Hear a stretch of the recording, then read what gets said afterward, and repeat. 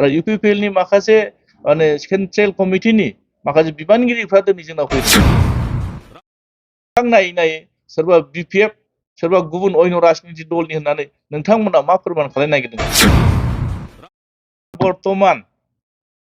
UPPL सरकार बिटिसिआव सलायनाया खोब मोनसे गाज्रि थासारियाव दङ बिथांमोना गावसोरनो गावनि सायावनो फोथायनाय गैया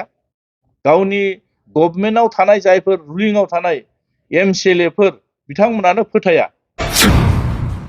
बे बिटिआर सुक्तिया दाबो दिनैसिमबो बिथांमोना गावसोरसो जबरदस्ति नामखौ बिटिआर बुंबाय थादों लिगेलि दाबो कन्स्टिटिउसनेलि बिथांमोना बेखौ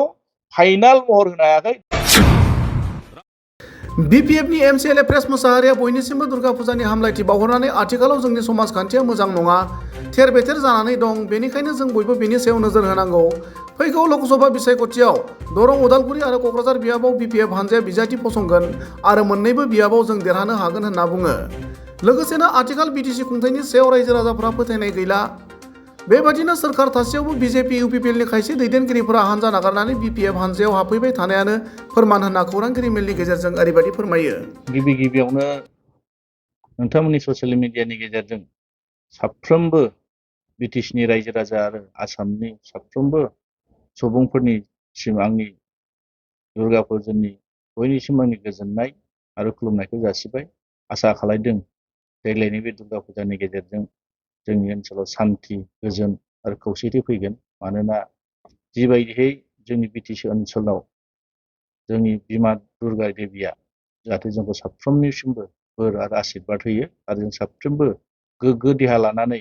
बे बुहुमाव मोजाङै थांना थानो हाथों आरो गावनि जिबनाव साफ्रोमबो बिटिसिनि रायजो राजाफ्रा मोजाङै आवगायलांनो हाथों बेखौ बिमा दुर्गा देबिया जाहाथे साफ्रोमबो जोंनि बिटिसिनि सुबुंफोरखौ मोनसे गोहो होयो बेनो आं नोंथांमोननि ससियेल मिडियानि गेजेरजों खावलायनाय आरो आसा खालामदों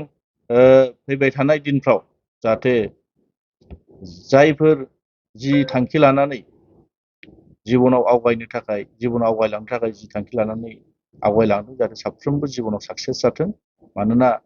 दिनैनि बोथोरा जिबायदि बोथोर बे बोथोरखौ जाहाथे बिमा दुर्गा देबिया जाहाथे गासैखौबो जाहाथे मोजांखौ जाहाथे हास्थायनानै जाहाथे गाज्रिखौ जाहाथे गावनि गोहोनि गेजेरजों गासैखौबो माने आवगायलांनायाव मोजां बोर सारस्रिहरो मोनसे दुखुनांथावना जानानै थाबाय नंगौ बे जोंनि बिटिसि हालामाव बा जोंनि ओनसोलफ्राव जिबायदि जोंनि लाइमोनफ्रा गोसोखौ हगारसारनानै जिबायदि जाला लोंनायाव बेस्थ' जानानै दं मानोना जोंनि सुबुं समाजनि गेजेराव जोंनि माखासे समाज बेबस्थाया नुदों जे जों हगारसारनाय बायदि नुदों गावनि गथ' गथायखौ जायनि जाहोनाव जाला लोंला ड्राग्सजों मुखुब जानानै दं मानोना जों जि थांखि लानानै समाज दानो नागिरदों बेबायदि हगारसारबा जानाय नङा ओंखायनो जों साफ्रोमबो गार्जेना कनसियास जानांगोन जाखांफुनाय लाइमोनफोरखौ जाखांफुनाय गावनि गथ' गथायफोरखौ जों मोजां गियान होनांगोन अकल जोंनि गार्जेनाल' नोजोर होबा जानाय नङा जोंनि समाज बेबस्थाया थिग जानांगोन जों साफ्रोमबो जुदि नोजोर होआबा गाज्रिखौ जों बुङाब्ला नुनानै जुदि थायोब्ला बे जोंनि थाखाय मोजां जानाय नङा ओंखायनो आं आसा खालामदों जाहाथे नै देग्लाय दुर्गा फुजानि गेजेरजों जाहाथे मानसिफ्रा जाला लोंला खालायालासिनो मोजाङै बिमा दुर्गा देबिखौ जाहाथे फुजा होयो मोजाङै सिबियो मानोना जों मोनफ्रोमबो फोरबोफोरखौ जों मोजाङै बजबनानै जोंनि समाजनि नियम निति नेमखान्थिनि गेजेरजों जों जायनि बेलायाव जों मोजाङै फालिनो रोङैनि थाखायनो जोंनि माखासे आसार खान्थि नियम खान्थि सुबुंनि गेजेराव गैया जालांदों ओंखायनो जोंनि ससियेल एक्टिभिटिसखौ जोंनो बिराद इम्परटेन्ट जाना दं जोंनि समाज बेबस्थाया जोंना बायफ्लेजोबना दं समाज बेबस्थाखौ जों थिग खालामथारनांगोन ओंखायनो आं खावलायदों जाहाथे जों साफ्रोमबो बिनि सायाव नोजोर होनाया मोजां आरो जोंनि मानगोनां बिपिएफ दलनि जा मुरब्बि बिटिसिनि प्राक्तन चिफ मानगोनां हाग्रामा महिलारिनि जिथु नेतृत्वआव जोंनि बिपिएफ मोनसे हानजाया मोननै क'क्राझार आरो दरं आरो उदालगुरि बे मोननै लकसभाखौ अलरेडि जों पार्टिया टिकेट होगोन बा जों गेलेगोन होननानै बेखौ जोंनिफ्राय डिक्लेयार होखानानै होबाय दा बेहाय जों साफ्रोमबो जोंनि बिपिएफनि माने दैदेनगिरिफोरखौ लानानै जोंनि साफ्रोमबो मावथिफ्रा जों बिनि सायावसो खामानि मावगासिनो दं मानोना जोङो एबार आसा खालामदों जे मोननै लकसभा समस्तियाव जों देरहागोन मानोना साफ्रोमबो भटार्स साफ्रोमबो रायजो राजाफ्रा दानि बर्तमान सरकारनि सायाव आसा आरो मिजिं गैला मानोना बिथांमोना जि प्रतिश्रुति होदोंमोन जिबायदि खोथा होदोंमोन गोदान सुक्ति जानानै जिबायदि रायजो राजानि मोजां खामानि मावगोन होननानै बिथांमोना खोथा होदोंमोन दिनै 3 बोसोर बारलांबाय दा 3 बोसोर जासेयावबो दिनै बिथांमोननि जिथु मावनाय बा बिथांमोना सरकारखौ जे मोजां सालायदों बे बुस्थुआ जोंनि सुबुं समाजनि गेजेराव रायजो राजानि गेजेराव बिथांमोना खामानि मावनानै बेरखांनो हायाखै जायनि बेलायाव दिनै रायजो राजाफ्रा माने साफ्रोमबो भटार्सफ्रा सोरबा बिजेपियानो जा सोरबा इउपिपिएलआनो जा बिथांमोना रुलिंआव थासेब्लाबो रुलिंआव थानानैब्लाबो दिनै गावनि सोरबा माने बिसिडिसिनि चेयारमेनानो बुं सोरबा टिएलसिसिनि माने बिबानगिरिफ्रानो बुं बिथांमोना दिनै सरकार थासेयावबो नागार अपोजिशनाव मानो फैदों बेनोथ' मोनसे फोरमान ना जुदि बिथांमोना मोजां सरकार सालायदोंब्ला सरकारनि फारसेसो माने मानसिफ्रा बारसोम होयो माबा मोनसे मोनगोन माबा मोनसे मावगोन आरो बिथांमोनजों थानानै खामानि मावनायनि मिजिं लानानै दिनै सरकारनि लाइनजों थाङो खिन्थु जों नुदों दिनै सरकार थासेयावबो मानो दिनै जायफोर माने जि राजनितियाव दंमोन राजनिति दलाव दंमोन सोरबा बिजेपिनि सोरबा सेक्रेटारियानो बुं सोरबा प्रेसिडेन्टआनो बुं डिस्ट्रिक्ट लेभेलनि मानसिफ्राबो दिनै जोंनाव फैबाय थादों बेनो मोनफा फोरमान आरो इउपिपिएलनि माखासे माने सेन्ट्रेल कमिटिनि माखासे बिबानगिरिफ्रा दिनै जोंनाव फैदों नंखायनो जों मोनफ्रोमबो जायगायाव थांनानै रायजो राजाफोरजों रायलायोब्ला मोनसेल' खोथाखौ बिथांमोना बुंबाय थादों बिटिसिनि जिथु गोहो दंमोन बिटिसिनि जि मावनो हानाय गोहो दंमोन दिनै प्रमद बर'नि दैदेननायाव जिबायदि जानानै थांबाय थादों बिटिसिनि बेबस्थाया खोब गाज्रि अबस्थायाव दं दा नंखायनो जोङो साफ्रोमबो बिटिसिनि सुबुंफोरखौ साफ्रोमबो बिटिसिनि रायजो राजाफोरखौ जों बेखौनो खावलायगोन जे बिटिसिखौ जोङो जेरैबायदि माने आवगायना थांनांगौमोन जों मोनसे डेभलपमेन्टनि खोथायाथ' दंबावो बेखौ दोनथ'बावदोसो डेभलपमेन्टआथ' जाखागोनानो खिन्थु जिथु गोहो जों मोननो थाखाय जिथु आन्दलन खालायदोंमोन जि बुस्थुखौ जों सोरजिनो थांदोंमोन मोननायनिख्रुइ जोंहा दिनै गोमानायासो थांफिनगासिनो दं गोहोआ दिनै माने जोंहा माइनाससो जालांबाय थादों दा बेफोरखौनो रायजो राजाफ्रा दिनै मोनफानि उनाव मोनफा जायफोर दिनै साख्रि मावदों साफ्रोमबो साख्रि आलानिफ्राय लानानै जायफोर कन्ट्रेक्टर जायफोर ठिकादारफोर जायफोर बेफारि गासिबो बुजिजोबनो हाबाय आरो जायनि बेलायाव बिथांमोननि सायाव आसा गैयिनि थाखाय दिनै बिपिएफनि प्रति मोनसे बिसास आरो फोथायनाय लानानै दिनै बिपिएफखौ साफ्रोमबो माने बोजबनानै लादों आरो बेथ' फोरमान फैलार आरो 100% बिथांमोना टाइमाव जिथु जोंनो बोसोरिया जिथु बाजेट बे बाजेटखौ बिथाङा सम थासेयाव बाहायनो रोङा फैसाखौनो बाहायनो हायाखै दासिमबो देग्लायनि बे 23 आरो 24 बे बाजेट जिथु फैदों जोंनियाव 800 कोटि थाखा फैदों देग्लायनि फैसाखौ बिथाङा फार्स्ट किस्तिया फैखांबाय अलरेडि बिथांमोना दासो माने माखासे डेभलपमेन्टनि एडमिनिस्ट्रेटिभ एप्रुभेल दासो बिथांमोना खालामबाय थादों आरो सेकेन्ड किस्तिया माला फैगोन बेनो मोनसे फोरमान ना मानोना दिनै नुदों बिथांमोना गावनि गोहोखौ सोरबा सासेनो गथायनानै गावसोर मिटिं खुंनायावसो मुखुब जाना दंबाय थायो रायजो राजानि अभाब अभियोगखौ बिथांमोना नायनो सम गैया बिथांमोना मोनसे खोथाखौ बुंबाय थायो जे जोङो मोजां सालायदों मोजां मावदों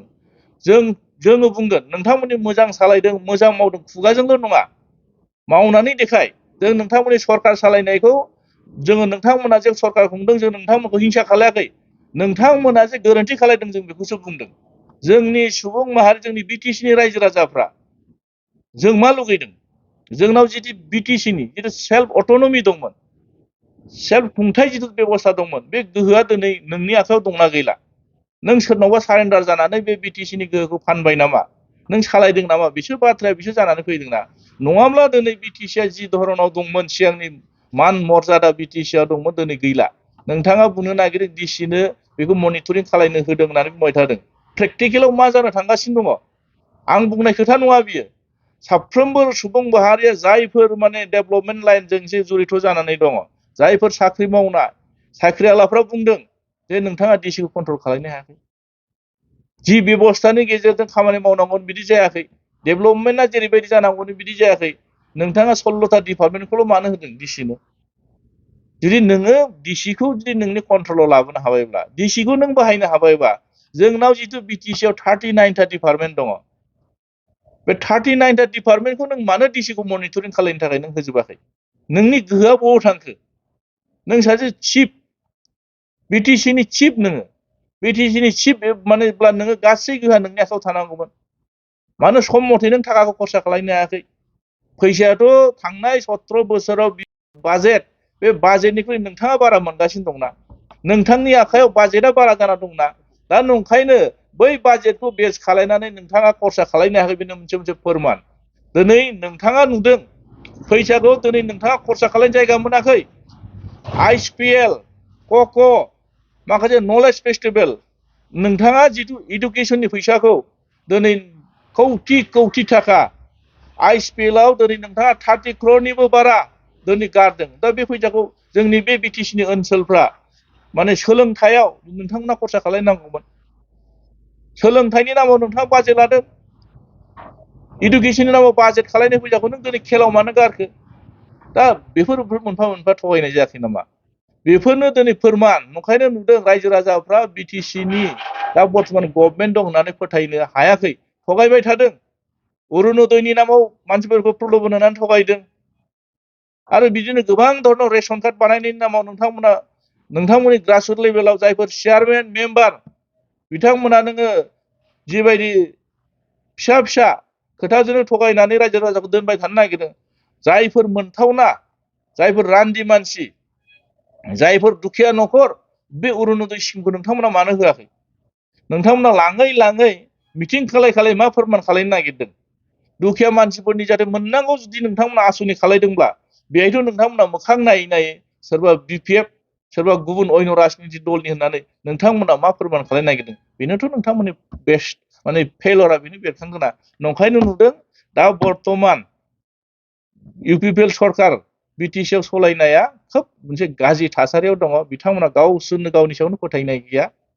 गावनि गभर्नमेन्टआव थानाय जायफोर रुलिंआव थानाय MCLA फोर बिथांमोनानो फोथाया बिथांमोना नांगौ बायदि स्किम मोनाखै नांगौ बायदि खामानि मावनो हायाखै नंखायनो रायजो राजा साफ्रोमबो BTCनि सुबुं माहारिफ्रा सांग्रां जानाया मोजां BTCआ जोंहा जेरैबायदि माने डेभलपमेन्ट जानांगौमोन जेरैबायदि माने गोहो बारायनांगौमोन जोंनि गोहोआ खमायदोंसो बारायाखै बे बिटिआर सुक्तिया दाबो दिनैसिमबो बिथांमोना गावसोरसो जबरदस्ति नामखौ बिटिआर बुंबाय थादों लिगेलि दाबो कनस्टिटिउसनेलि बिथांमोना बेखौ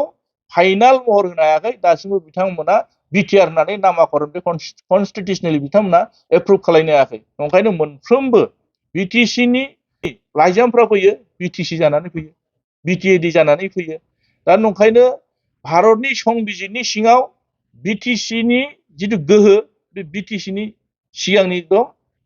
जेरै दं बिदिनो दं बिथांमोना सालायनो रोङाखै जायनि थाखाय BTCनि गोहोआ दिनै बिथांमोना खमायनानै लादों आरो दा नंखायनो साफ्रोमबो BTCनि रायजो राजाफ्रा सांग्रां जानाया मोजां बेबायदि पावारखौ लानानै सालायनो रोङै नेताखौ जों जुदि नेता खालायोब्ला उनाव जोङो भबिष्यत BTCनि साफ्रोमबो सुबुं माहारिया जाहाथे फस्थायनो गोनां जागोन ओंखायनो बेबायदि मानसिनो जाहाथे रायजो राजाफ्रा पावारखौ गथाया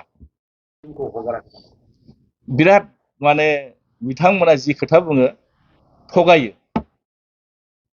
बर्तमान दानि BTC सलायनाय जायफोर चिफ डेपुटि चिफ EMफोर बिथांमोना बिराद थगायो बिराद थगायसुला थगायनायनि बाहेरा जेबो गैया जोंनो मात्र रुलिंआव नङा अपोजिशनाव थानाय MCLA फोरनो जों LED जाय जोंनो LED खौल' होयो MCLA फोरनो इयारलि जिथु बाजेट होयो बेखौल'सो होयो बिनिफ्राय मोनसेबो बिथांमोना जोंनो होआ आरो जों होनाय खामानिखौ बिथांमोना मावा खिन्थु नामखौ जोंखौ फुनदेरबाय थायो बिथांमोना नंखायनो नुदों जे देग्लायनि जिथु बाजेट बे बाजेटाव जोंनो होआखै बिनि 2 बोसोर सिगां जिथु बाजेट हमदों बेहाय गरसेबो थाखा जोंनो होआखै मोनसेबो स्किम जोंनो हराखै बिथांमोना गावसोरनो रानलायनानै जानो थोआ बिथांमोना मन'लायगाय थायो दा अब्ला जोंनो बहा होनो बिथांमोनालाय नङा जोङो जाहैदों मा दिनै अपोजिशन हिसाबै रायजो राजानि गेजेराव दानि सरकारा जे जोंनो जे स्किम होआखै बे खोथाखौ जों रायजो राजानि गेजेराव फोरमायदों रायजो राजानि जिथु अभाब अभियोग जों बुंदों जे अबा मोनसे गामियाव मा नांगौ जानानै फैदों अबा दालां नांगौ लामा बानायनांगौ गोबां धरननि माने कमिउनिटि हल थायो रायजोफ्रा अभाब अभियोग जोंनिसिम माने जोंनो अभाब अभियोगखौ जोंनो फोरमायो बे अभाब अभियोगखौ जोङो बर्तमान रुलिं सरकारनि जायफोर डिपार्टमेन्टेलि हेड बेहाय जेब्ला जोङो जोंनि स्किमखौ प्रायरिटि हिसाबै जों एक्सन प्लान गथायनो नागिरोब्ला बिथांमोना बेखौनो एक्सेप्ट खालाया दा बिथांमोना जुदि बे ओनसोलाव आंनो मावनो होनाङा आं लुगैयाखै नोंथांमोना जुदि आंनो होनो गोसो गैयाबा खिन्थु लकेल माखासे ओनसोलफ्राव डेभलपमेन्ट खालायनायनि दायित्वआथ' नोंथांमोनाव दंना डिपार्टमेन्टेलि हेड जायफोर PWD माने डिपार्टमेन्टनि खामानियाव बिथांमोना सोनानै हो एक्सन प्लानाव सोनानै प्रायोरिटि लिस्ट लाबोनानै खामानि माव नोङो दिनै इरिगेसन बेहाय नोंथांमोना माव दा नुदों बिथांमोना जि धरनाव गभर्नमेन्ट सालायदों माने गावसिनि जिबायदि साननाय गावस्रा जेब्ला बेनिफिट जायो अब्लासो बिथांमोना स्किमखौ हमो जेब्ला जे बे जायगायाव बे ओनसोलाव अबेबा मोनसे स्किमा जुदि डेभेलपमेन्ट जानांगौब्लाबो बेहाय जुदि गावस्रा बेनिफिट जायाबा बिथांमोना बे स्किमखौ हमा नंखायनो नुदों बिथांमोनहा जे थगायथारदों बे फोरमान जानानै दं आरो नंखायनो आं साफ्रोमबो माने बिटिसिनि रायजो राजाखौ खावलायगोन जे बिथांमोना जे हरनाय बाजेटखौ सम बायदि बिथांमोना खरसा खालायनायाखै फैसा रिटार्नसो जालांबाय थादों मानोना बिटिआरनि फैसा बिथांमोना बुंबाय थायो 1500 कोटी टाका हरबायथ' फैसाखौ आसाम सरकार भारत सरकारा अलरेडि स्टेटआव बाजेट हमनानै बिटिसिआव हरबाय बिथांमोना डिपिआर खालामनो हायाखैनो एस्टिमेट बानायनो हायाखैनो दा बिथांमोना बे फैयाखै फैसाया एनडिएफबि मार्टियार्सफोरनि नामाव फैसा फैबाय किन्तु बिथांमोना